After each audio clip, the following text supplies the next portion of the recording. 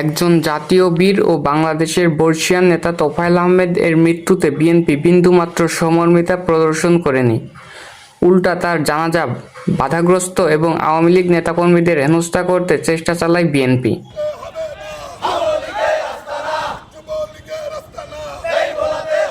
মানুষ কতটা নিচ পর্যায়ে নেমে গেলে একজন মানুষের জানাজায় এরকম স্লোগান দিতে পারে?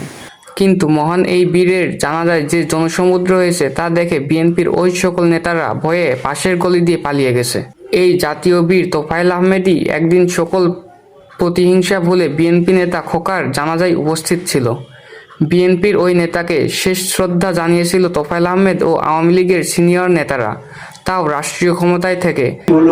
রাজনীতির মত পার্থক্য থাকলেও ব্যক্তি জীবনে তিনি একজন চমৎকার মানুষ ছিলেন, বিনয়ী ছিলেন, তার আচার আচরণ ছিল সবসময়। কিন্তু আজকের পরিস্থিতি ভিন্ন।